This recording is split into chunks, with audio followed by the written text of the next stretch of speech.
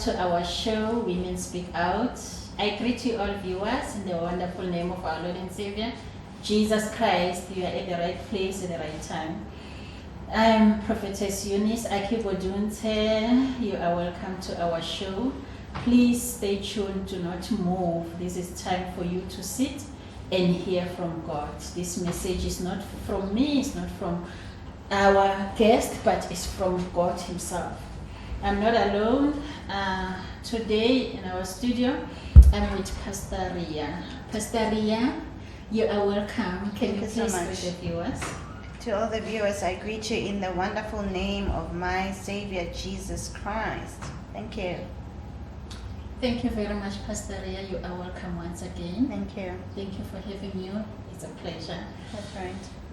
Today I'm with Pastor Ria. We are going to talk about my healing, my God, my Redeemer. Thank you very much. Doctor, I'm giving you another title. Thank you. I think God is saying, actually, it's your title. Absolutely. Absolutely. Pastor Ria is not just a pastor. She is a doctor, as I've said. She is a qualified dietitian. She is a motivational speaker, a public speaker. She is a trainer. She is a motivator. She is an author. She published a book called The Purpose, and you need to have one after this. It's very wonderful. You will impart wisdom that is beyond any man's imagination. Pastor Ria, Yes. we are going to talk about the journey of your healing. That's right. The journey of Pastor Ria's healing, it's something that you're going to learn a lot. But I don't want to say much. I just ask her that she take through us that. I've heard that you once been sick and God showed Himself. I just want you to explain, go gradually, the process of your the sickness and the process of your healing. Absolutely. Yes. I remember it vividly, it was a Friday afternoon, and the hospital I was working in had an eye department. So I went in there because and at the time I was staying at the doctor's quarters, and my neighbor was an optometrist. So he had prescribed some spectacles for me, of which I was not wearing, most of the time.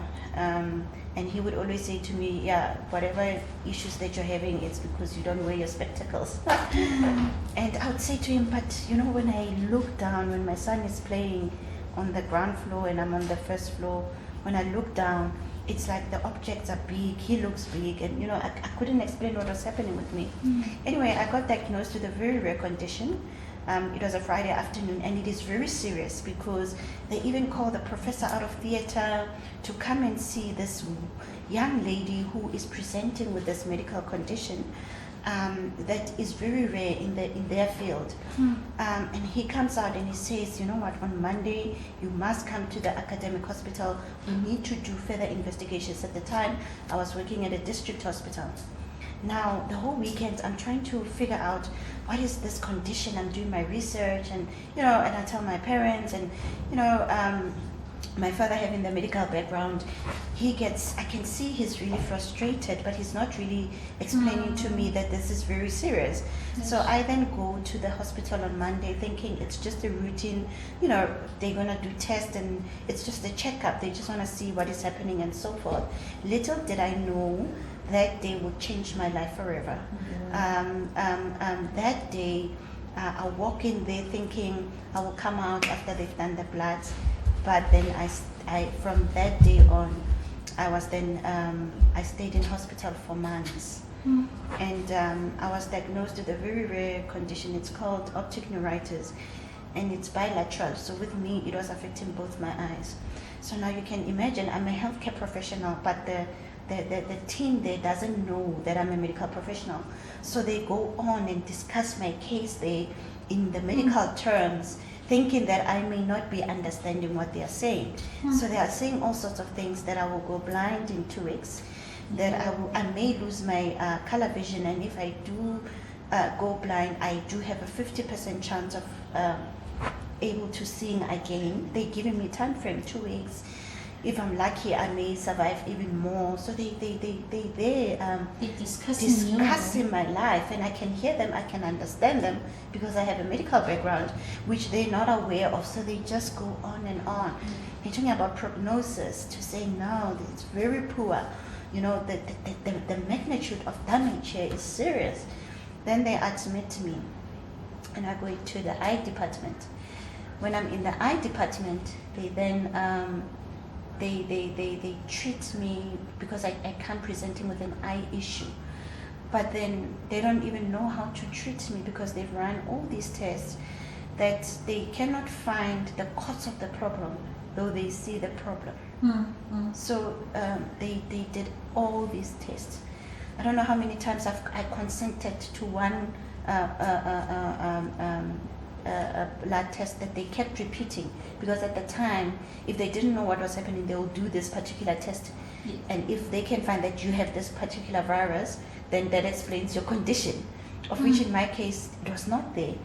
So I stayed in this ward where people were coming in and out, and every time they would walk past me, they'll just say usual, you know? And you are waiting for the 2 weeks of you getting blind. Yes, but I'm not getting blind. In that 2 weeks, actually, my visual acuity is improving, though the optic neuritis is still there, but my ability to be able to see is actually stable. It's not changing in any way. So as I'm constantly going through these tests, it then creates a difficult situation for them, that they do not know what they must do because what they had predicted is not really happening. And I think I spent about 6 weeks in that ward while they were still trying to figure out what is happening to me. And as I'm sitting there, I come across many Imagine. people. Yeah, 6 weeks. that's right. Yeah. That's right. They have a query diagnosis. They don't know what is causing this problem. So they don't even know how to How to treat you the because they problem. can't get the All they problem. can do is give me painkillers Ish. because I'm having a headache. But they cannot release me because this is a very serious medical condition. So I'm sitting there, and the ward I was in, it's an overflow, it's an eye department ward. So usually it's people that do small operations, like cataracts, you know, the older women.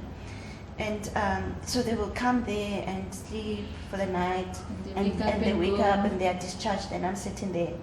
And what was interesting about this condition is that it usually happens to people that have had multiple sclerosis, which I didn't have, and it happens usually to white people, and I'm black, and older white people. So you can imagine, I'm black, young, and I don't have multiple sclerosis. So there they go again, they hit the wall. As I'm sitting there, I get to interact with the older people and hear their stories and things like that. Very life-transforming experience that I had. But the turning point comes 6 weeks later. There is a doctor from Colombia.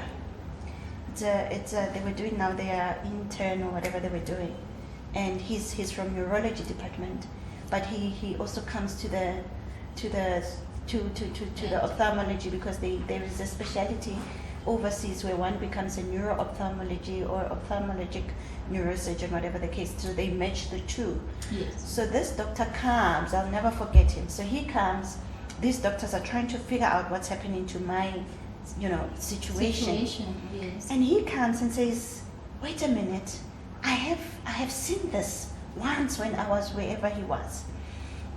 And he says, this is not an eye issue, it is a neurological problem. So there they go, they work me up from neurology. I then move from the eye department, I go to the neurology department. When I get to the neurology department, they do all sorts of things, CT scan, MRIs, and all these scans to figure out what is happening. So they come with a diagnosis, and they realize I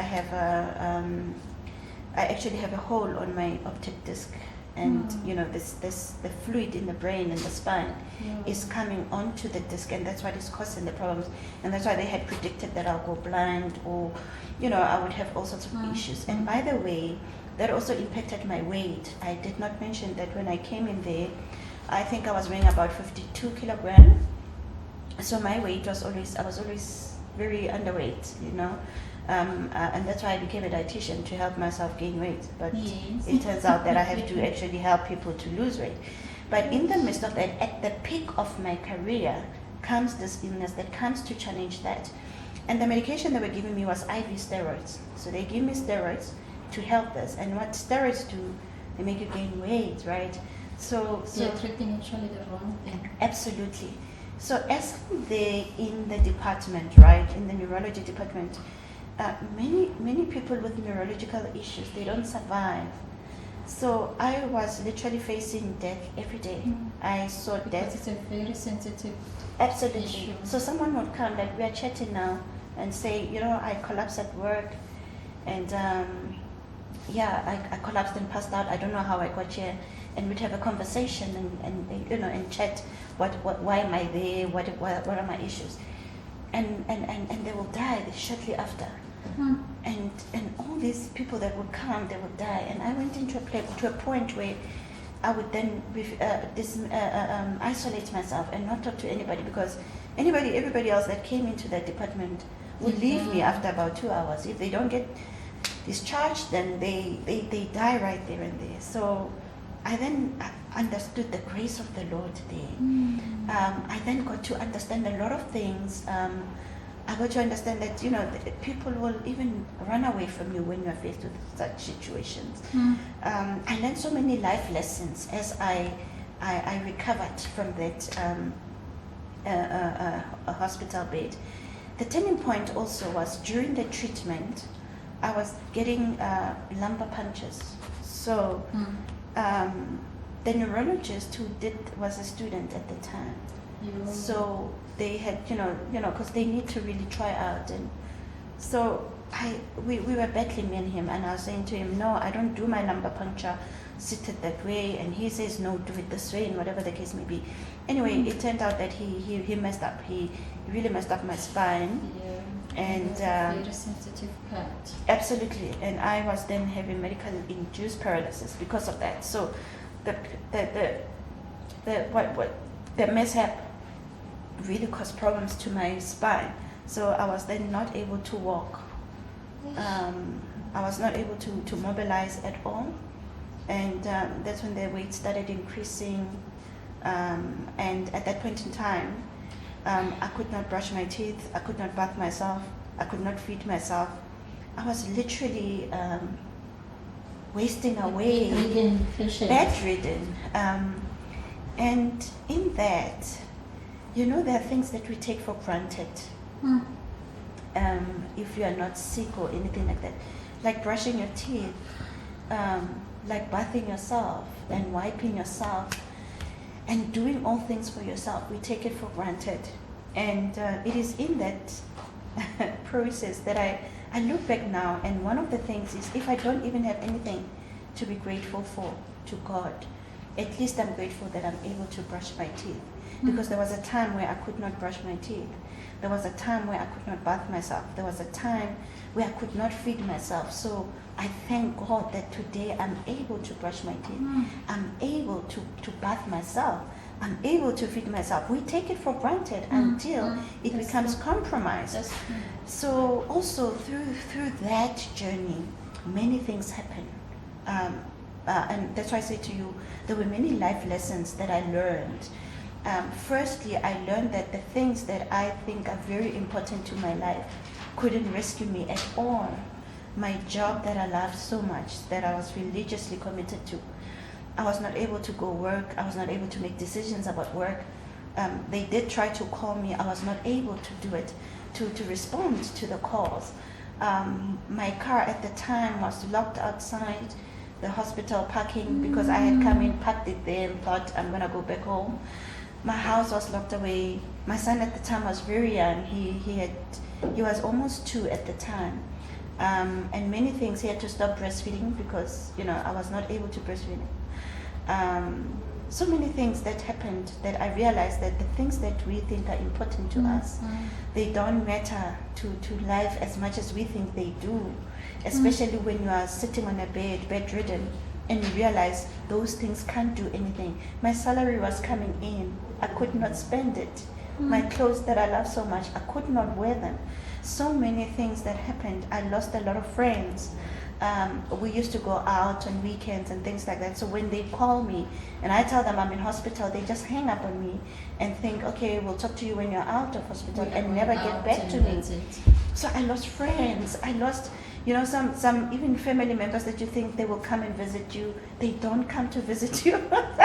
And that's when you learn the essence of relying on God. And I can tell you now, I look back, it's 10 years ago, exactly 10 years ago, this time I never thought I'd be able to walk again. And I look back and I think to myself, already at that time, I think that was the disruption as well for me, the divine disruption that helped to unfold the purpose of my life. Because it was in that I was always playing a gospel song. Every day I would wake up and say, if you want to know how I am rescued, ask me about my God. That's the direct translation of the song. And I would just play it every morning I wake up, and that used to be my source of strength, because I am awoken up because of whom I have salvation in. And I can tell you now, sure, one of the things that also exposed me to my purpose was that illness. Because of being bedridden, medically induced paralysis and all of that, my aunt took me to churches where we were seeking for healing. We went from one church to another. When there is a crusade for healing, we were there. If there is anything that can promise healing in church, we were going to church weekend in, weekend out. And mind you, when you are in a state hospital, when you go out, you sign out a form to say you are refusing the treatment. Yes. If anything happens to you while you are outside, it is none of their business. And if you lose it, that's the thing. And if you lose your bed, you've lost it. You know how it is. So we'll take those risks and say, okay, I'm just going for a couple of hours. We'd go to a church, and of all the churches I've been through, I mean, there's a lot. I lost count of the many churches that we went to. It was countless churches, and none of them really gave me the healing that I was looking for, because I think sometimes the tangibility of what we are looking for, we want to hold it in our hands, but God does it in His way that we can give Him the glory. So after coming back to all these churches, a few weeks later, I find myself telling the nurses, you know what, today I feel like I can walk again. I can feel my legs. I think I can walk. And I got up. They helped me up because, I haven't been walking. I've been bedridden. They were bathing me, they were feeding me, they were doing all sorts of things. And I asked them to at least let me sit down so that they can at least be convinced that I'm okay.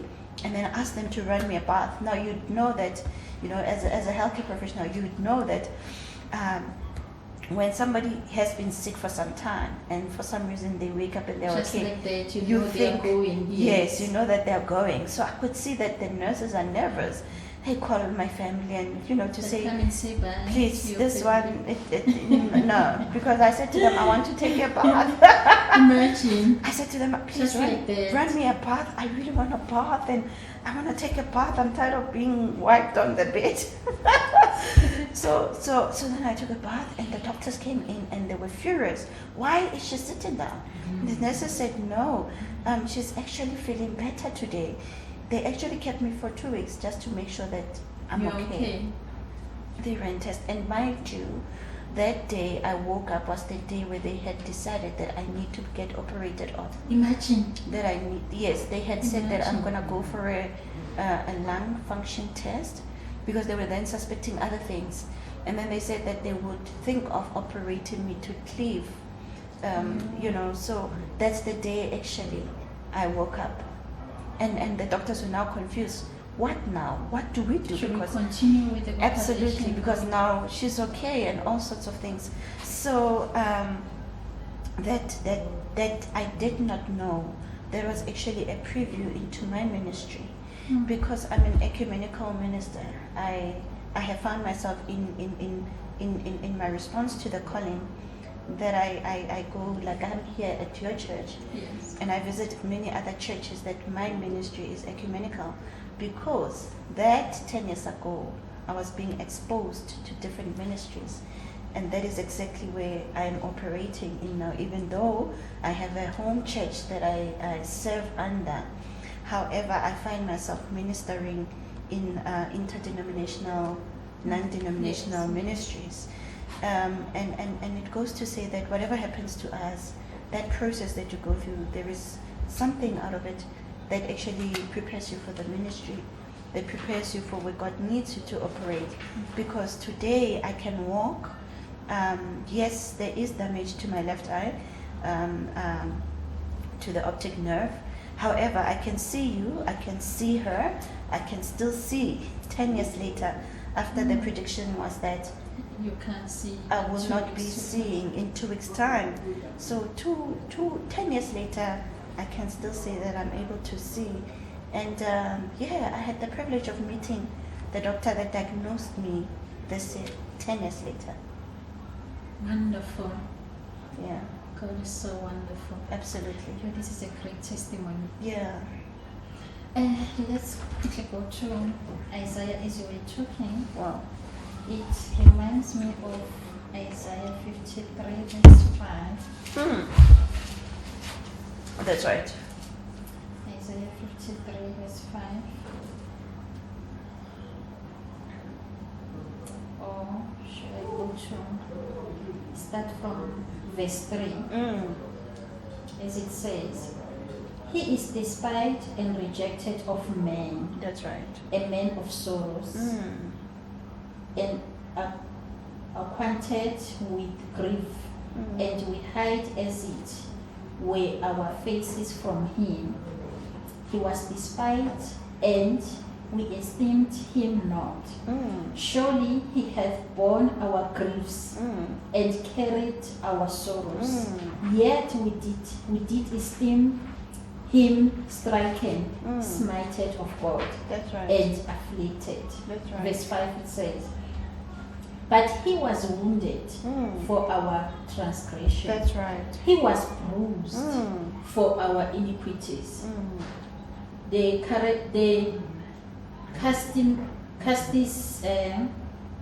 chastisement of our peace was upon him, and with his stripes we are healed. And this Holy Bible that explains it, that with his stripes actually we are healed. That's right. That as it explains that actually we get healing from God, That's right. not from men. No, and that is why I realized that, I think when you're in a hopeless situation, when you're in a dire situation like that, you search for the healing, but God is ever present. He is omnipresent. His healing is not in a structure. His healing is not in a church building. His healing is In you, it's actually. in you actually, because I cannot even explain to you what happened to me. I just found myself that morning waking up and literally feeling I have some strength in me that I'm able to sit up today, that I feel I can take a bath. So yes, I can only give God the glory for the healing. I cannot single it out and say, because I went to these churches, this particular church gave me the healing. But I give God the glory for the healing, because it is Him who gave me the healing, that even today I am still standing. Even today when I go for checkup, I remember about 2 years ago, I went for checkup, and then the one Indian doctor, she said to me, do you believe in miracles? Because it was the first time she was seeing me, right? So she went through my file. My file is huge. So she went through my file and she saw what was happening and what she's seeing currently. And she kept looking through my eye. And she kept, said, "You are fine." and I could see that she was, she was Amazed. totally amazed. And she said to me, she paused for a moment and said, "I don't know your religious background, but do you believe in miracles?" I said, "Yes, what you're seeing in my eyes is a miracle." She said, "There's no medical explanation for this." And I can only say the only explanation is God's glory, God's grace, God's mercy, and for me to be able to give a testimony about the healing power of God and what you go through when you are going through such a difficult time. Because for somebody else it may be something else, but for me it is particularly a physical, defect to my eye. But even today, I am able to stand and say, look, I may not have full functionality of my left eye, but I'm still able to use the right eye, which has power so much that it carries even the left To eye. assist the left eye. Absolutely. It can only be God's grace, because it was bilateral, which means it was affecting both eyes. But the one eye is much more stronger. The strength is so much, the visual acuity, that it carries both eyes. So the journey of that also is that you also realize that through your trials, through the sickness and illness, I also experienced rejection. I experienced rejection. Whereby families, friends, those who think they will be here with you, you won't see Absolutely. them. Even the healthcare workers Yeah. in the hospital. I remember one time they were doing a ward round, and the other people, they are discussing, and because I've been there for long, when they come through me, they just say, this one, they really don't know what to say to each other. And I hear them whispering on the passage saying, hey, this one is not dying, she's not being discharged. Imagine. So we don't know. Imagine. So either must get discharged or die, because, they're almost sick and tired of seeing me there. But you see how even Imagine. at that point in time in your illness, you'd have to deal with the rejection because you're not dying or you're not being discharged. Imagine. When you start to realize that these are, you get a preview really into characters of people. You get a Yes, preview yes. into how certain situation will get you to be in circumstances that would otherwise make you compromised in terms of, can you imagine being rejected because you're sick? Can you imagine experiencing rejection while you are sick? And apart from friends that didn't even bother to come and see me, and those who came to see me and saw the state I was in, they never ever came back, or they never called back. And it is for this reason that I then give God all the glory, because even today I know that sometimes God puts you through these situations to filter out and to give you a preview into really what really happens and the true essence of characters of people. Because I learned characters of people, I also learned that when days are dark, it is necessary that friends become few. It is necessary, because people always cry that when days are dark, friends are few. But I say it is necessary that they are few or not there at all. So that you can Because know. absolutely, because when they help you get out of the darkness, they want to compete for the throne. Whereas when That's God is the one that is there for you during the darkness, the glory goes to him.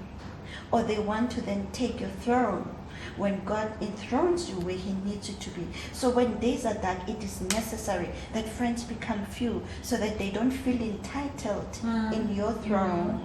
Because if they get to help you, there was a I couldn't walk and I used to bath hair. I used to do this. So You they know are help of men is then they always become like that. entitled to your throne. So right now, they can't get any entitlement to my throne, because it is only God who has got me to where I am right now. No one can claim the throne, the entitlement to my throne. And God allows that. So whenever friends are few, embrace it when days are dark, because if they are there when days are dark, they will feel entitled to your throne.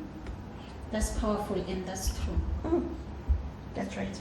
That's true. Because I remember there's a certain sister who was sick, very sick, and his sisters assisted her, they were actually bathing her, helping her, feeding her, and all that. They didn't take her to the hospital. And when she gets healed, it was that they will always say, hey, this woman, yeah, I've worked for this woman. Yes. You know, this kind of thing that when there is a social and all that, they will be like, they want to embarrass her. That's right. That you. I'm like, okay, really they assisted her, but now when they do this, meaning like they are taking the glory That's right. And they forget that actually God healed her. and make her feel uncomfortable. Yes, because I can't even remember the nurses who took care of me. I can't. I And really. they don't also remember you because they were getting paid. Absolutely. They were actually there to work and then they left. Absolutely. But of course, there's my family who was there for me. There were those who were there for me. My sister, my mom, my dad, my aunts. They were there. And there were those that they literally did not care. Some of them, even when I narrate my story that I was sick, it's like I'm telling a lie. But because they were never didn't know, there. yes. They were not there. Some of them will say, no, when were you ever paralyzed? You are lying. And I'm thinking to myself, you were not there. How you know? You knew me to be in hospital because I have an eye problem, and it ended there. You never bothered, you never called. So and that for me liberates me. That even every time when I go through a dark time and there's no one, I'm happy actually. I'm glad there's no one because I know when God comes through, the glory will belong to only Him. Whereas people cry, they get depressed because there's no one around to help them while they're going through a difficult time. But it's good that people go away when we're having trouble. That's true. Yeah, this is so powerful. Yeah. God actually wants to show you that if you move around churches, I don't want you to think there is someone who healed you but myself. That's right. And that is why people will move around busy searching for this tangibility. And the time where you actually get your breakthrough is when you actually are looking unto God and not necessarily the set church or whatever it is, because it is only God who can give you the healing. It is only God who can give you the breakthrough. It is only God who can make it possible for you to achieve whatever it is that you want. Though, of course, in the house of the Lord, you are under the anointing and all sorts of things, but it is God's presence. It is God's anointing and glory upon your life that gives you the healing, that transforms your life. And so if you are searching for that which you don't even know yourself, you may not find it. And that's the danger of them moving from here to there, One church to to there. another. That's right. It's a lesson to other people. You know what? God look at the motive Absolutely. of you doing what you are doing. Because most of people, those who jump from this church to the other, go from this, actually they are not looking for God. They are looking for miracles. That's right. They're looking for tangibility. They're looking for a substance to what they have preconceived in their idea of how God operates. Because people believe that God operates on because if God does not give it to you in money, He will give it back to you in good health. He will give it back to you in your children being protected, that you Yes. don't have to spend money. He would give it back in so many other things than money. And so when we are busy looking for miracles, it's actually saying we are substituting the power of God with tangibility than actually His presence over our lives. And we need to then understand that that's the reason we would then go through things like illness, when no money can even help you. Yes. But it is only God who can help you and give you the healing. But in my case also, it was a 2-in-1, because not only did I realize that moving from one place to another won't necessarily give me the healing, but it was also a preview to the ministries that are there to actually see that, you know what, ultimately we serve one God. Yes. And we serve one God. We serve this God, the supremacy of God is really in our intimacy with Him. It's really in us understanding that He's all-knowing, all-powerful, all-active, everything that we need Him to be, wherever we are. God will find you. God will definitely give you that which He needs you to get. For His glory. For His glory. Not my glory, not your glory, not the church's glory, but the glory must go to Him. Because wherever as you jump from one church to another, you are leaving God from that church, you are seeking for God from the other church. Ultimately, and you're looking for you God. leave God and then you go to the other church, you are looking for God and you left God behind. That's right. That's right. And it's something that many people they don't actually get it right, because they think if okay, let me go to that church, it's powerful more than that one. Who make it powerful is God. Absolutely. The presence of God. The in anointing church. of God. Ultimately, the source. You see, God is the source of all resources. And if we grasp that truth, we would understand that God is the source of resources, not the other way around. Not the resources. God is the source of the resources. And so, if we understood this principle, we would then get to understand that He is the source of the healing. He is the source of the provision. He is the source of everything that we need Him to be. He is the source of the resource. And that's why whatever it is, we need to understand, even when we lose things, we are losing the resource that comes from God. From the source. And that is why when you lose your job, the source will provide. When you, whatever, He is the source of all resources. This is so powerful. Viewers, I believe you've learned a lot today. You've learned God is with you. You don't have to move around and look for God. Wherever you are, God can find you. Pastor Ria's healing, it came direct from God.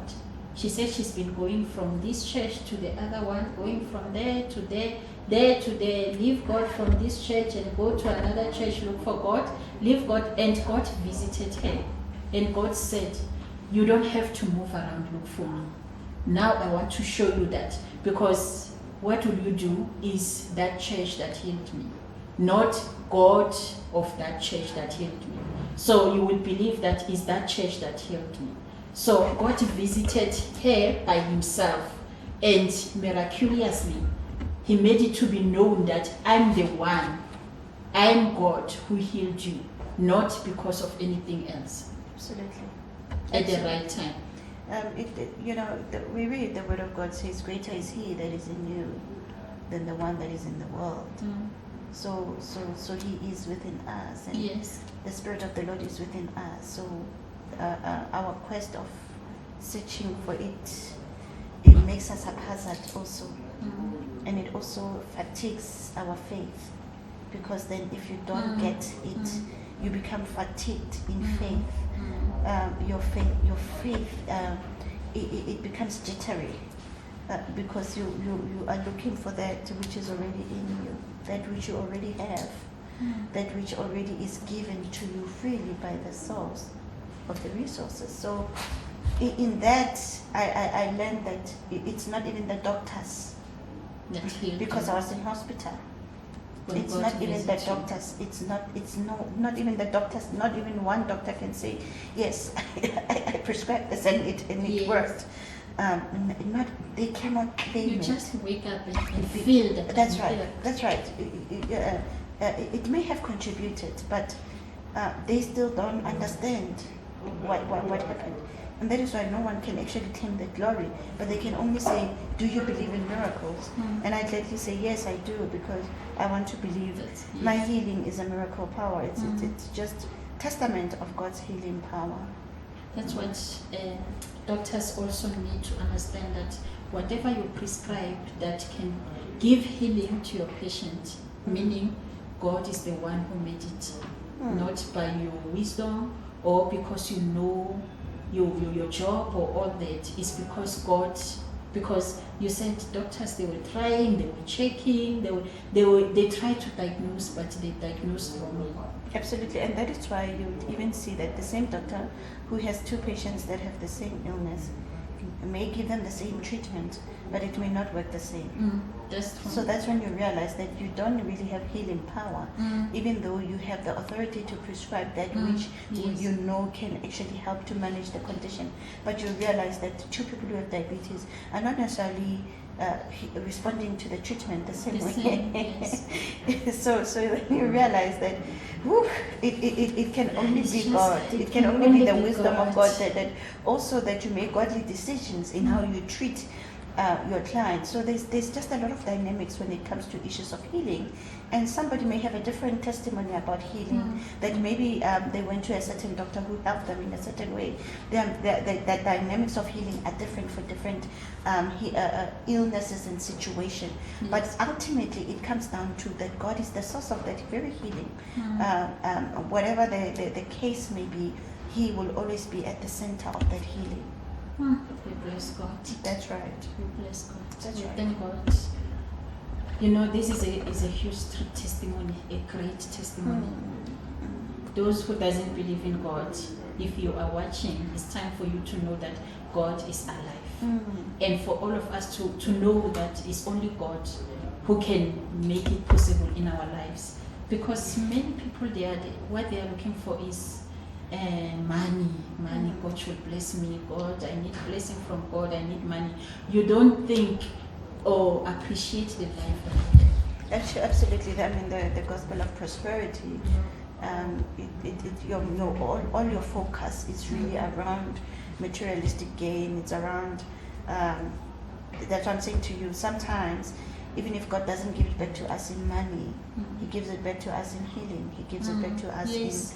in good health, and He gives it back to us in so many ways that may not necessarily be tangible, but even in contentment, He may give it back to you in contentment, because you might be having all the money in the world, but still not have peace or contentment. That's true. So sometimes he and that's always my prayer, that God, if you're not going to give it to me in money, give it back to me in good health, give it back to me in contentment, give it back to me in peace, give it back to me in where value, where there is no currency, that no money can buy that which you Yes, give you it to give. me.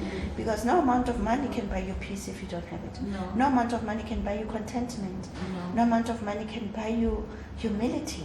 There are You certain see, things yes, that's true. that money cannot buy you, and it goes with healing. You can have all the money in the world and still not be able to afford healing, because it comes from God.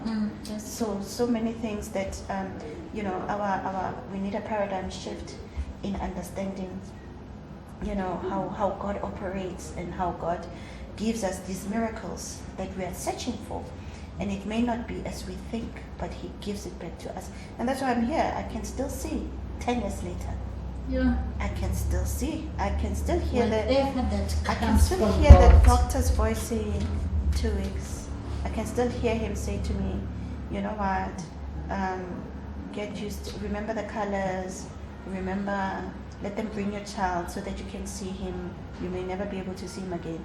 Those kind of things. And there's trauma in all of that as you're dealing with the recovery, Yes. because then you are also scared. I mean, there are days where I wake up and I'm not able to see clearly. I can't see color. I can't see all sorts of things.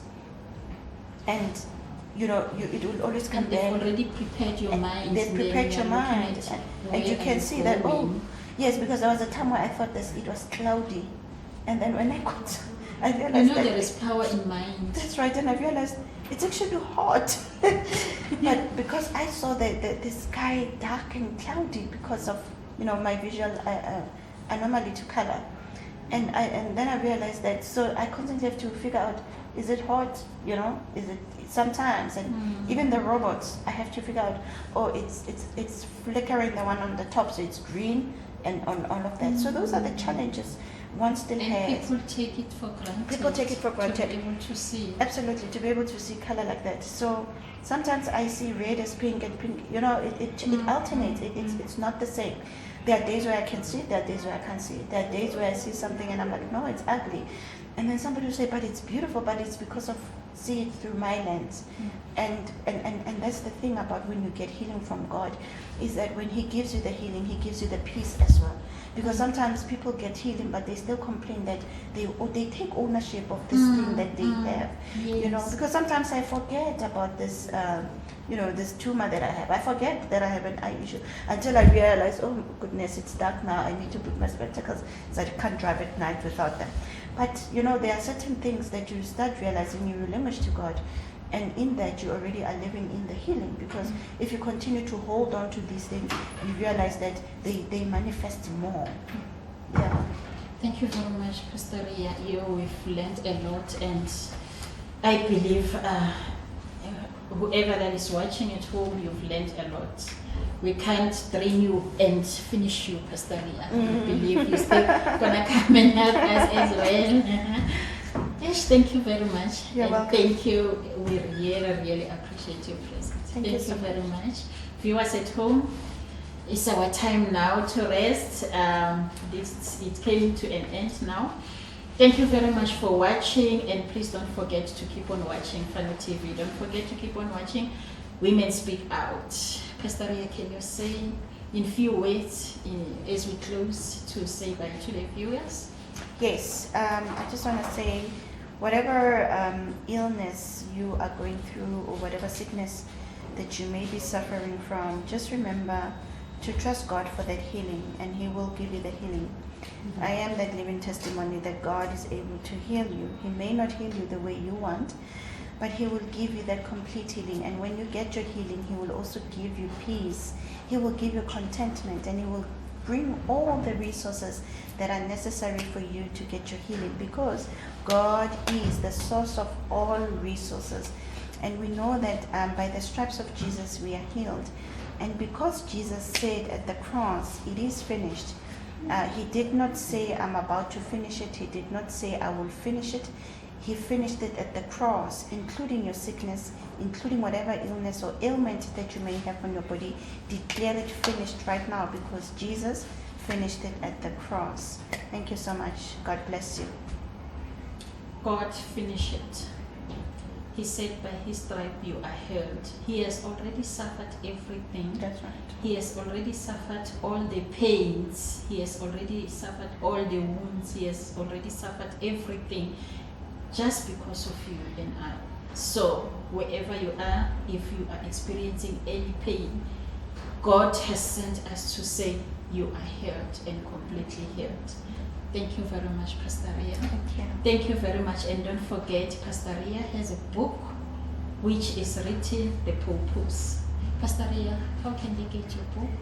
You can go to my Facebook page. It is Speaking in Purpose. You can also, as you like and follow the Speaking in Purpose Facebook page, you will get the link or the icon of WhatsApp. And the WhatsApp number is 083-868-9190. If you are outside South Africa, it's +27 83-868-9190. Or you can send an email to speakinginpurpose@gmail.com. Speaking in Purpose, it's one word, @gmail.com. Thank you so much for your support. Thank you. Thank you so much, Pastor Ria. Thank you so much, viewers. Please keep on watching us. God will impact your life. Thank you. Shalom and remain blessed. Shalom.